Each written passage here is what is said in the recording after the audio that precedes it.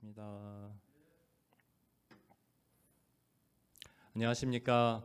오늘 9월 21일 수요 예배에 영상으로 함께 하시는 우리 성도 여러분들을 주님의 이름으로 환영합니다. 우리 함께 찬양함으로 예배 시작하도록 하겠습니다. 주께와 엎드려 같이 찬양을 드리겠습니다. 주께와 엎드려 경배드립니다. 주 계신 곳엔 기쁨 가득 무엇과도 누구와도 바꿀 수 없네. 예배드림이 기쁨 됩니다. 주께와 엎드려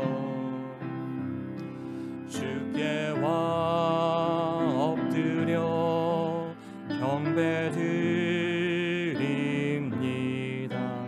주 계신 곳엔 기쁨 가득 무엇과도 누구와도 바꿀 수 없네. 예배드림이 기쁨 됩니다. 무엇과도 누구와도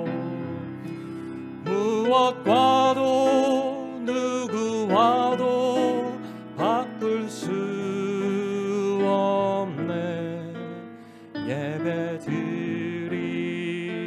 기쁨 됩니다. 아멘. 계속해서 내 평생 사는 동안 주 찬양하리 기쁨으로 주님을 찬양하기 원합니다.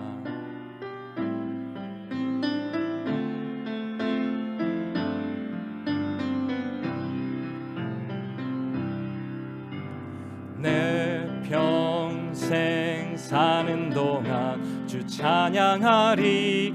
여호와 하나님 내 주를 찬양하리. 주님을 묵상함이 즐겁도다. 내 영혼 주 안에서 참 기쁘리. 내 영혼아 주님을 송축하라. 내 영혼아 주님을 찬양하라. 내 영혼아 주님을 송축하라. 내 영혼아 주님을 찬양하라. 내 평생 사는 동안 주 찬양하리. 내 평생 사는 동안 주 찬양하리. 여호와 하나님 내 주를 찬양하리.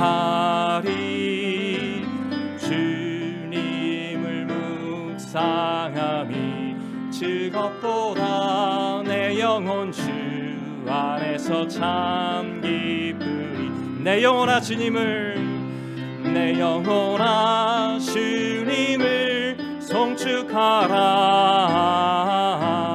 내 영혼아 주님을 찬양하라. 내 영혼아 주님을 송축하라.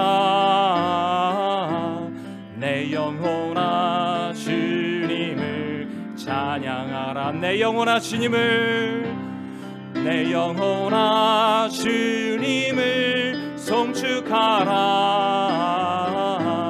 내 영혼아 주님을 찬양하라. 내 영혼아 주님을 송축하라. 내 영혼아 주님을 찬양하라. 아멘. 우리 함께 기도하시겠습니다. 우리의 찬양을 받기에 합당하신 주님, 주님의 이름을 높여드립니다.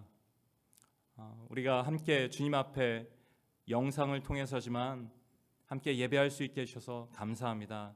하나님, 이 시간 각자의 처소에서 예배드리시는 우리 모든 성도님들에게 주님을 찬양하는 기쁨, 주님의 구원의 기쁨, 주님의 예배의 기쁨이 넘치도록 하여 주시기를 간절히 기도합니다. 하나님 아버지, 지금 녹화하는 이 시점 기준으로는 돌아오는 주일에 우리가 새로운 담임 목사님 청빙을 위한 투표를 하게 될 것입니다. 하나님, 지난 주일에 함께 오셔서 말씀을 전해주시고 성도들과 함께 대화를 나누고 귀한 시간을 가졌습니다. 성도님들 각자의 마음 가운데에 주님께서 주신 마음이 있으실 텐데 기도하는 가운데에 교회를 위해서 저희가 가장 현명하고 주님께서 기뻐하시는 선택을 할 수 있도록 인도하여 주시길 원합니다.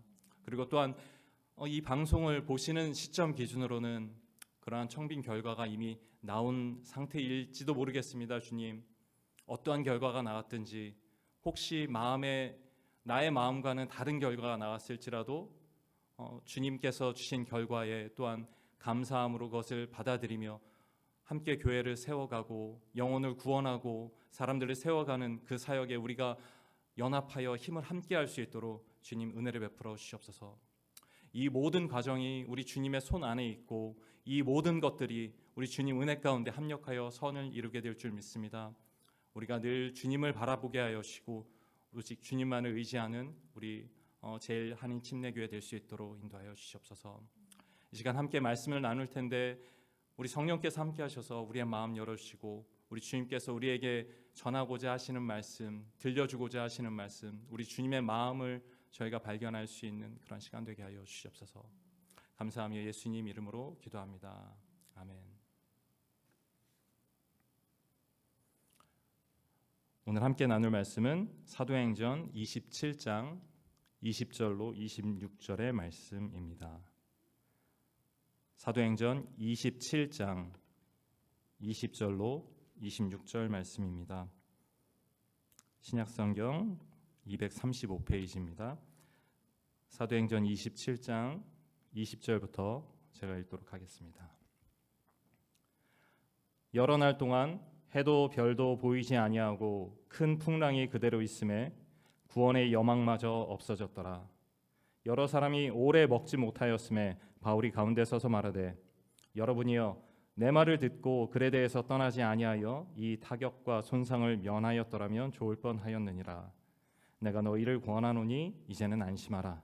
너희 중 아무도 생명에는 아무런 손상이 없겠고 오직 배뿐이리라.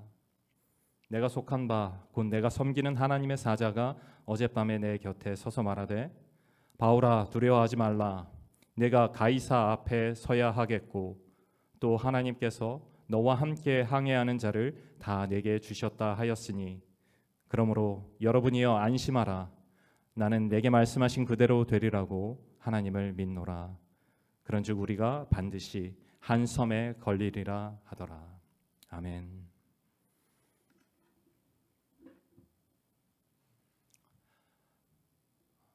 오늘은 사도 바울의 인생 말년에 로마로 갈 때 일어났던 일을 통해서 우리 성도님들과 함께 하나님의 은혜를 나누고자 합니다. 이해를 좀 돕기 위해서 오늘 말씀의 배경에 대해서 간단히 잠깐만 말씀드리도록 하겠습니다. 사도 바울은 3차에 걸친 전도 여행을 마친 뒤에 성령님의 인도하심에 따라 예루살렘에 왔습니다. 그리고 그는 예루살렘을 들른 후에 로마 제국의 수도, 로마 제국의 심장부인 로마에 가서 복음을 전할 계획을 가지고 있었습니다. 그런데 예루살렘에 왔을 때 문제가 생겼습니다. 그를 반대하던 유대인들에 의해서 예루살렘에서 계속해서 살해 위협을 당했습니다. 사실 성도 여러분들 잘 아시지만 사도 바울은 그렇게 살해 위협을 당할 그런 어떤 죄를 짓거나 잘못을 저지르지 않았습니다.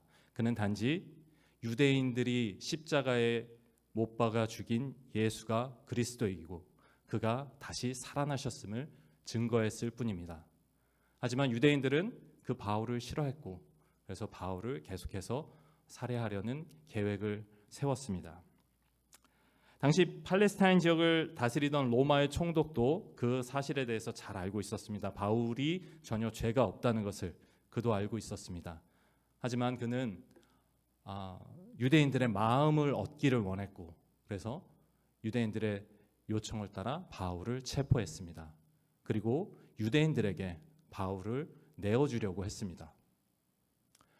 이렇게 되자 바울은 유대인들에게 가면 목숨이 위태할 것이고 로마에 가서 복음을 전하려던 계획이 무산될 것이기 때문에 로마에 있는 로마 황제 가이사에게 상소를 청했습니다. 바울은 로마 시민이었기 때문에 황제 앞에 가서 재판을 받을 수 있는 권리가 있었습니다. 바울은 그 권리를 사용한 것이죠. 그래서 바울은 지금 죄수의 신분으로 배를 타고 로마로 가는 중입니다. 우리가 오늘 읽은 본문은 바울이 그렇게 로마로 이송되어 가던 중에 생긴 일에 관한 말씀입니다. 바울이 타고 있던 배는 곡식들을 많이 싣고 로마를 향해서 가는 배였습니다. 그 배의 이름은 알렉산드리아호라고 하는 배였습니다. 그 배에는 바울을 포함해서 276명의 사람들이 타고 있었고요. 사람들뿐만 아니라 많은 화물도 실려 있는 커다란 배였습니다. 그런데 이 배가 지중해를 통과해서 로마로 향해 갈 때, 이탈리아로 향해 갈 때 날씨가 좀 좋지 않았습니다. 그래서 지중해 한가운데에 있는 그레데 섬, 영어로는 크레이트인데요. 그레데 섬의 남쪽에 있는 미항이라고 불리는 작은 항구에 정박하게 되었습니다. 사실 지중해는 겨울에 날씨가 좋지 않다고 합니다. 그래서 겨울에는 보통 항해 금지 기간이 있다고 하네요. 그래서 이 기간에는 항해하는 것이 매우 위험했기 때문에 많은 배들이 항해하지 않았습니다. 그리고 바울이 로마로 가던 그때도 아마 이 겨울이 된 그 시점, 늦은 가을에서 겨울로 넘어가는 시점이었던 것으로 추정됩니다.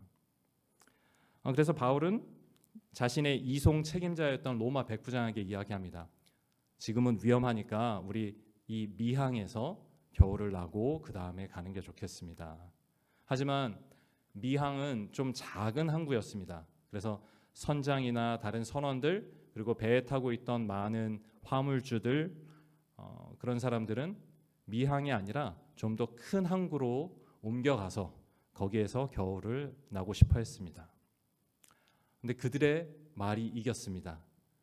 그들이 훨씬 더 많은 사람들이었고 훨씬 더 힘이 셌으니까요. 바울은 그냥 죄수였을 따름 아닙니까?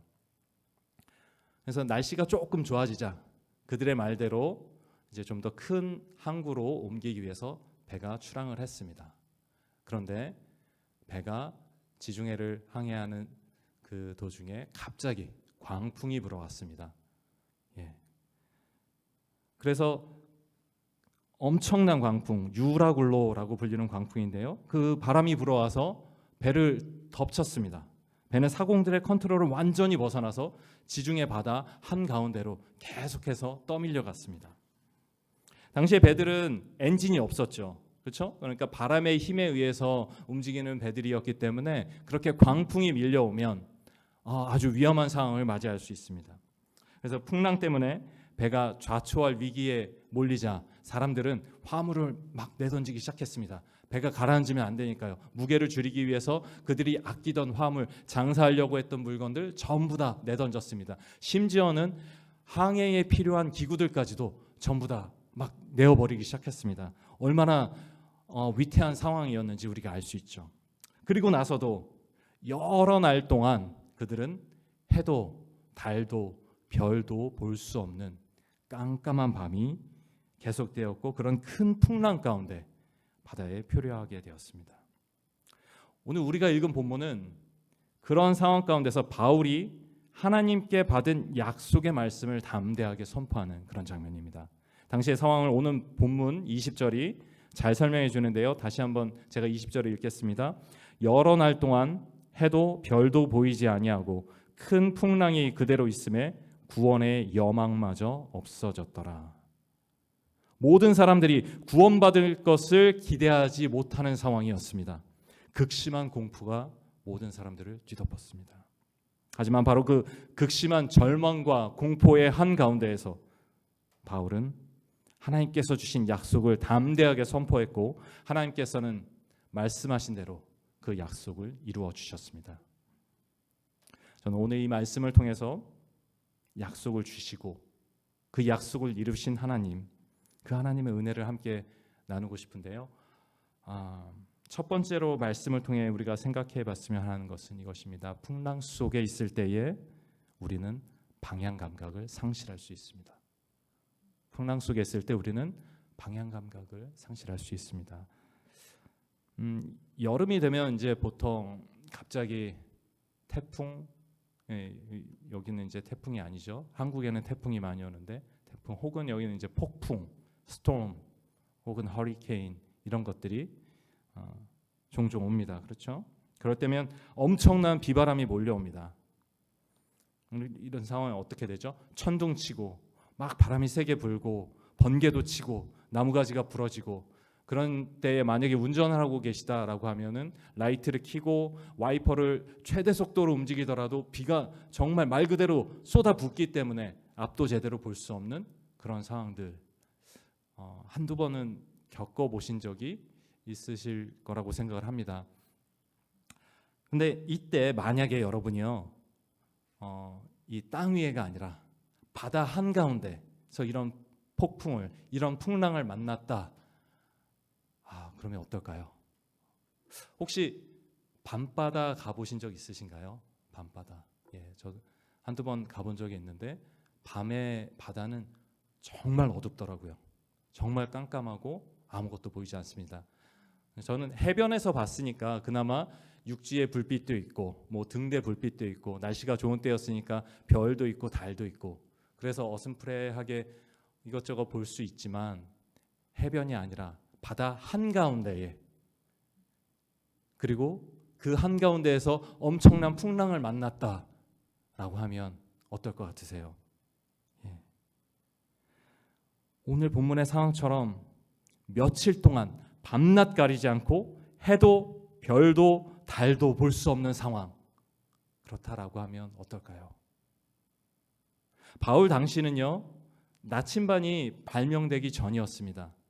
그러니까 사람들이 항해를 할 때 방향을 잡을 수 있는 거는 해를 보거나 달을 보거나 별을 보거나 하면서 방향을 잡는 거죠.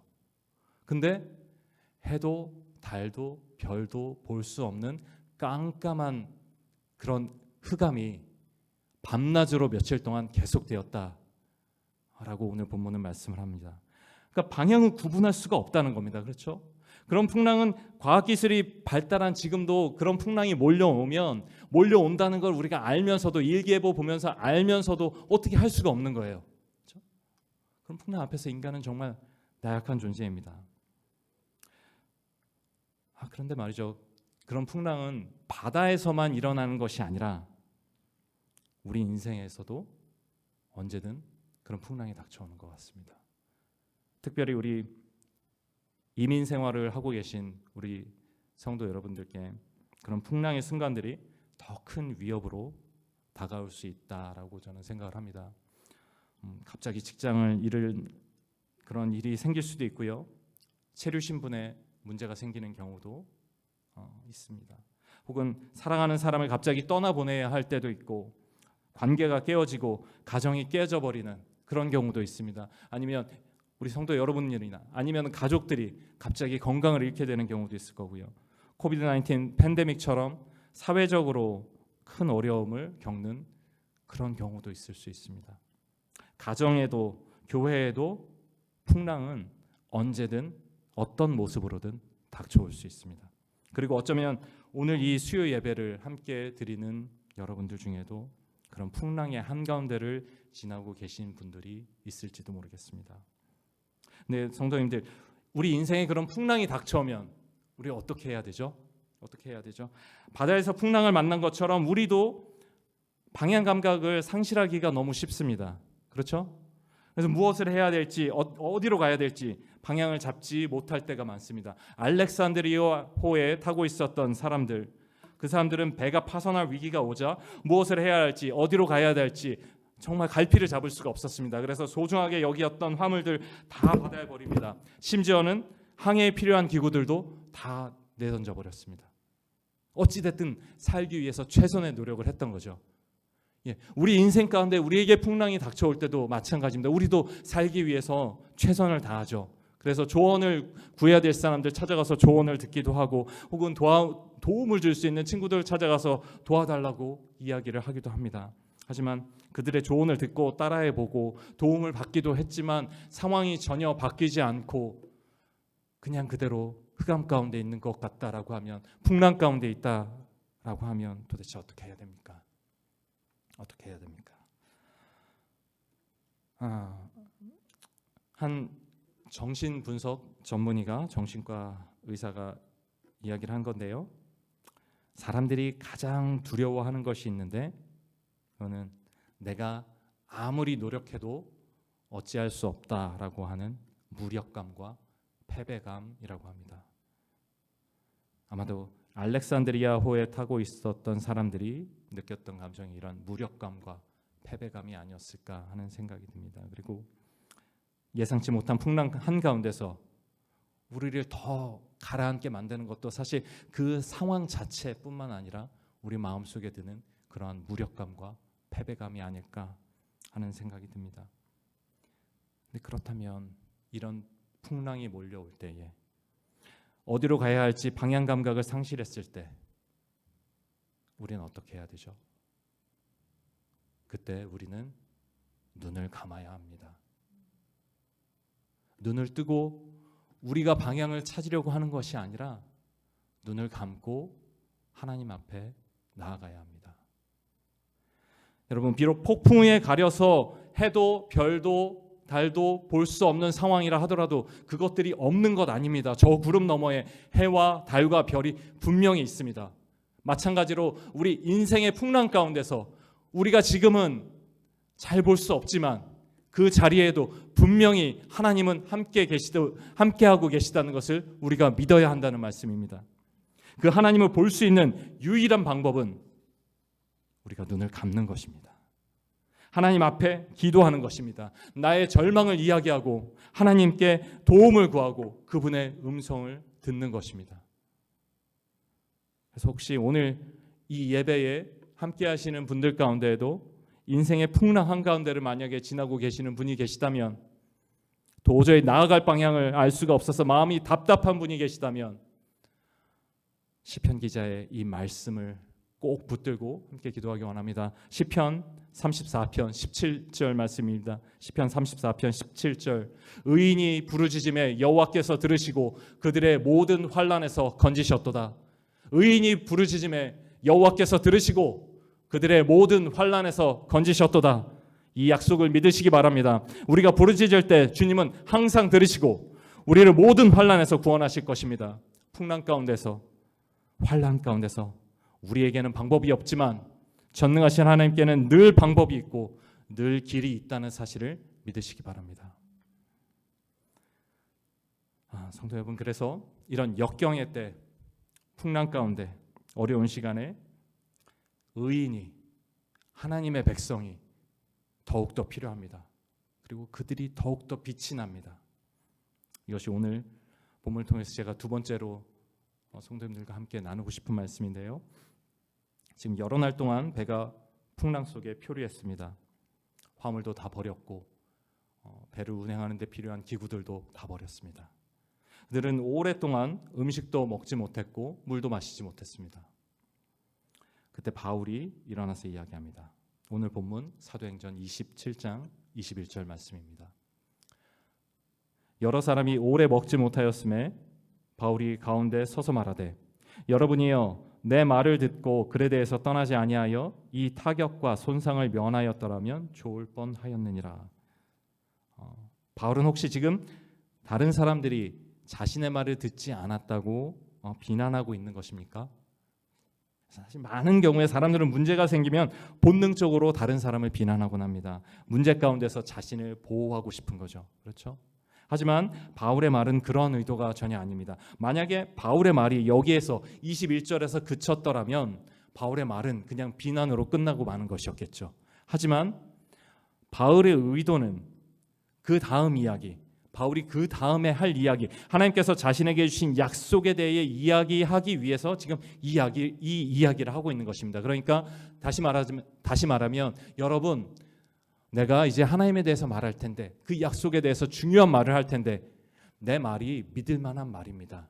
그렇죠? 그 이야기를 하고 있는 거예요. 내 말이, 여러분들이 처음에 내 말 들었으면 이런 일이 안 벌어졌을 텐데, 그렇죠?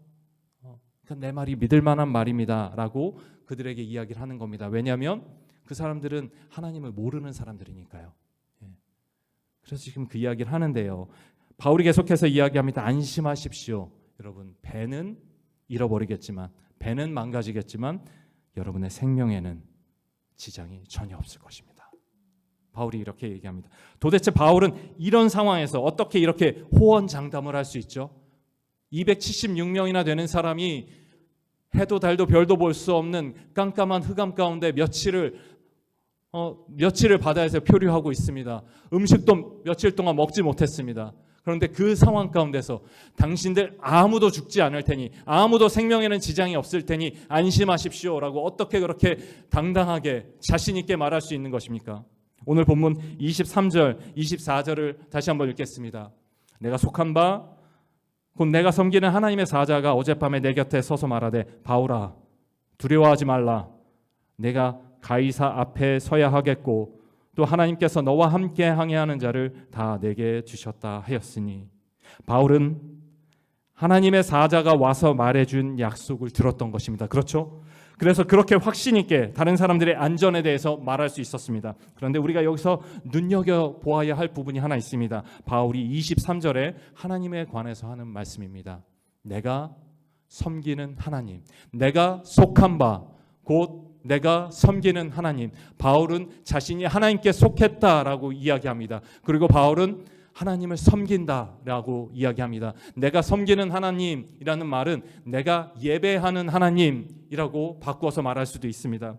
바울은 자신의 정체성이 분명했습니다. 그는 하나님께 속한 하나님의 백성이었습니다. 그는 하나님을 예배했습니다. 단순히 예배 의식에 형식적으로 참여했다는 것이 아니라 하나님을 진심으로 예배하고 그의 말씀에 온전히 순종했던 사람입니다. 그래서 바울은 그 예배 때문에, 그 하나님을 향한 예배와 섬김과 순종 때문에 지금 로마로 이송되어 가는 중입니다. 복음을 전하라는 하나님의 뜻에 순종하려고요. 그리고 바로 그 사람, 하나님을 예배하고 순종하는 그 사람 때문에 하나님께서는 그와 함께하는 모든 사람들도 풍랑 가운데서 생명을 보존하게 될 것이라는 약속을 주고 계신 것입니다.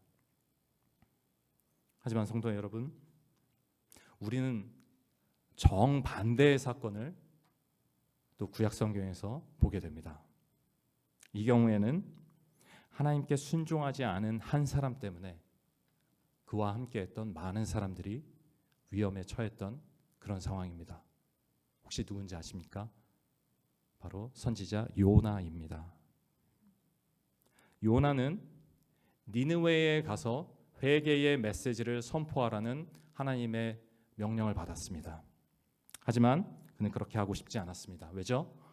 니느웨는 이스라엘의 적국인 아수르의 수도였습니다.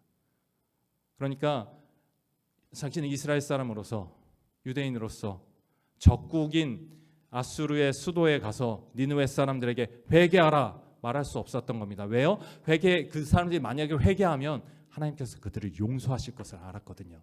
그게 싫었던 겁니다. 그 사람들은 죽어 마땅한데, 구원받지 못해야 하는데 그 사람들 향해서 회개의 메시지를, 그 사람들을 구원하고 싶지 않았습니다. 그래서 어떻게 했습니까? 요나는 항구로 가서 니느웨와 정반대인 다시스로 가는 배를 탔습니다. 그 배가 바다를 항해하고 있을 때 하나님께서 큰 바람을 보내셨습니다. 배에 탄 사람들은 각자 자기가 믿는 신의 이름을 막 부르면서 구원해 달라고 외치기 시작했습니다. 배를 가볍게 하려고 짐들을 바다에 버렸습니다. 하지만 아무런 소용이 없었습니다. 그래서 그들은 도대체 누구 때문에 자신들이 이렇게 어려움을 당하고 있는지 알아보자라고 해서 제비를 뽑았습니다. 그때 그 제비가 누구에게 뽑혔죠? 바로 요나였습니다. 그래서 사람들은 요나를 요나의 말대로 바다에 던져버렸습니다.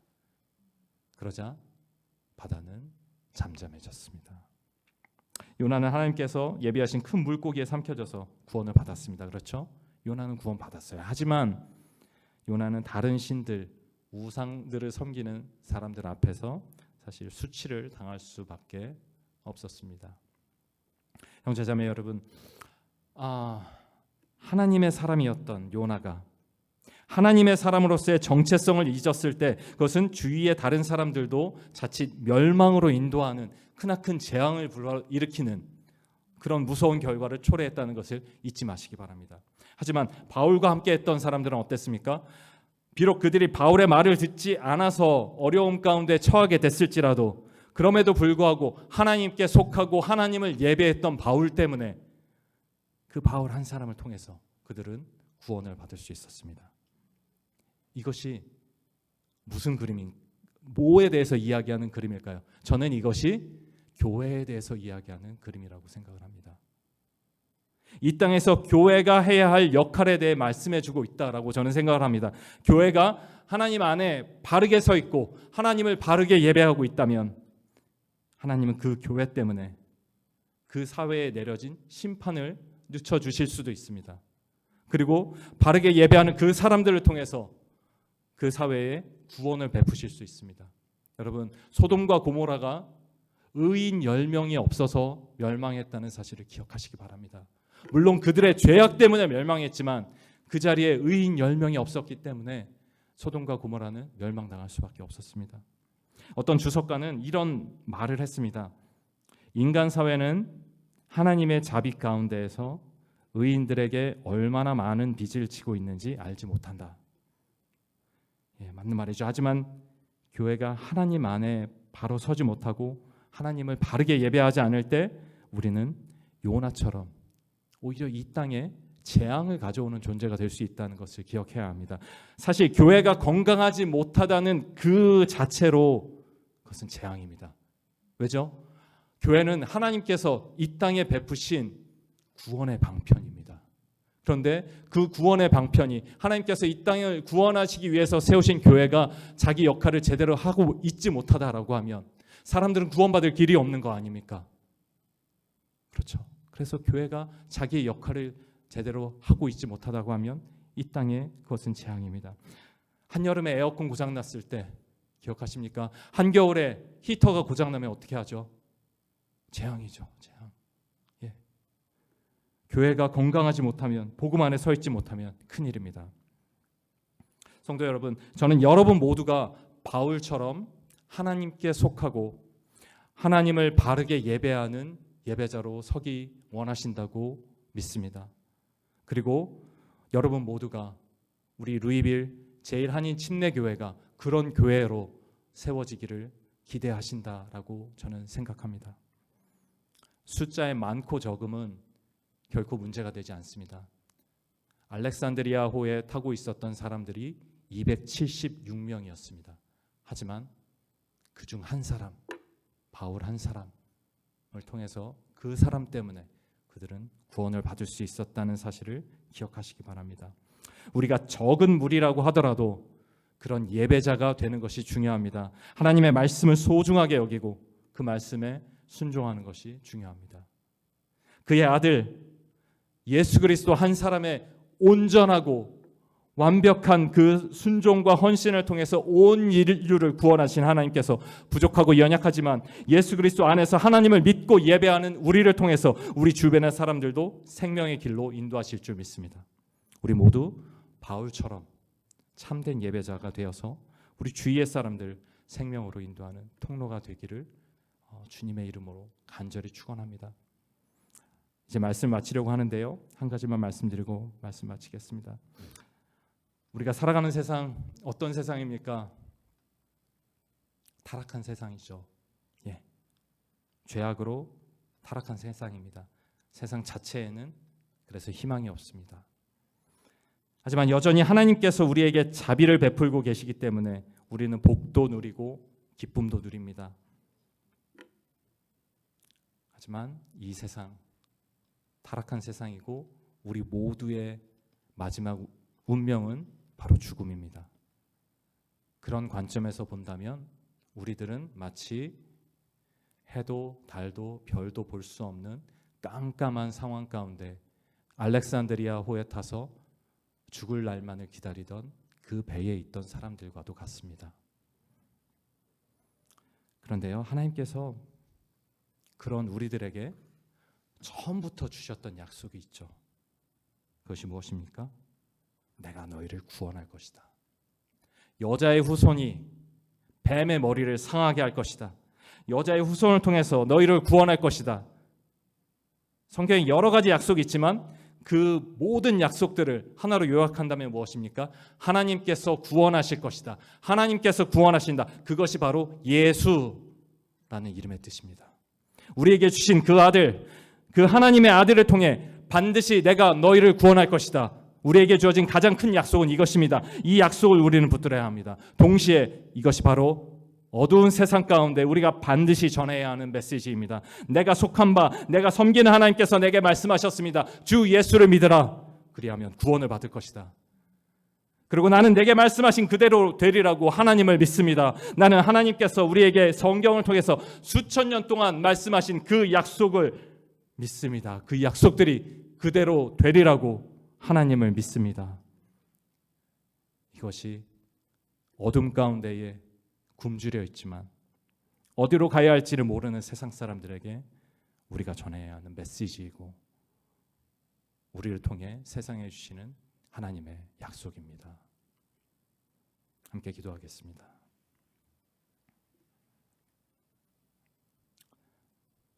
하나님 아버지, 혹시 함께 예배를 드리는 성도님들 가운데에 지금 풍랑 한가운데를 지나고 있는 것 같은 그런 어려움과 환난 가운데 계신 분이 계십니까? 하나님, 불쌍히 여겨주시길 원합니다. 그분들과 함께하여 주시고 은혜를 베풀어 주시길 원합니다. 하나님께 부르짖을 때에 구원해 주시는 역사가 그분들의 삶에 이루어질 줄 믿습니다. 그 약속을 믿고 기도하는 우리 성도들 되게 하여 주시기를 간절히 원합니다. 또한 하나님, 우리 교회가 주님의 말씀 위에 든든하게 서가는 교회가 되어지길 원합니다. 우리 성도 한 사람 한 사람이 주의 복음 위에 온전히 세워지는 한 사람 되길 원합니다. 그래서 우리가 분명히 우리는 하나님께 속해 있고 하나님을 예배하는 예배자라고 우리의 정체성을 확실히 가지고 살아가는 우리가 되길 원합니다. 그래야여서 정말 풍랑 가운데서 깜깜한 밤바다 같은 이 땅 위에 어디로 가야 할지 모르는 수많은 사람들에게 예수가 길이라고, 예수가 진리라고, 그를 통해서 구원의 약속이 온다고 선포할 수 있는 우리가 되게 하여 주시옵소서. 또한 그때에 그들의 마음문 여시고 오늘 알렉산드리아에 타고 있었던 276명 한 명도 상하지 않고 구원하셨던 그 구원의 은혜가 우리가 말씀을 전하고 우리가 위해서 기도하고 함께 사랑하는 모든 사람들에게 이루어질 수 있도록 은혜를 베풀어 주시옵소서. 감사하며 예수님 이름으로 간절히 기도합니다. 아멘.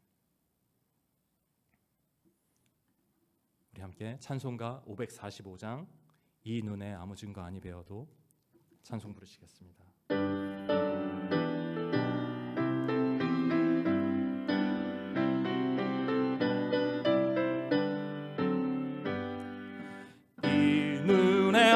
증거 아니 배어도 믿음만을 가지고 선을 걸으며 이 귀에 아무 소리 아니 들려도 하나님의 약속 위에 서리라. 걸어가세 믿음 위에 서서 나가세 의심 버리고 걸어가세 믿음 위에 서서 눈과 귀에 아무 증거 없어도 이 눈이 보기에는 어떠하든지 이미 얻은 증거대로 늘 믿으며 이 맘에 의심 없이 살아갈 때에 우리 소원 주 안에서 이루리. 걸어가세 믿음 위에 서서 나가세 나가세 의심 버리고 걸어가세 믿음 위에 서서 눈과 귀에 아무 증거 없어도 주님의 거룩함을 두고 맹세한 주 하나님 아버지는 참 미쁘다. 그 귀한 모든 약속 믿는 자에게 능치 못할 무슨 일이 있을까. 걸어가세 믿음 위에 서서 나가세 나가세 의심 버리고 걸어가세 믿음 위에 서서 눈과 귀에 아무 증거 없어도. 주기도문 같이 하심으로 예배를 마치도록 하겠습니다. 하늘에 계신 우리 아버지여, 이름이 거룩히 여김을 받으시오며 나라가 임하시오며 뜻이 하늘에서 이루어진 것과 같이 땅에서도 이루어지이다. 오늘날 우리에게 일용할 양식을 주시옵고 우리가 우리에게 죄 지은 자를 사하여 준 것 같이 우리의 죄를 사하여 주시옵고 우리를 시험 들게 하지 마시옵고 다만 악에서 구하시옵소서. 나라와 권세와 영광이 아버지께 영원히 있사옵나이다. 아멘.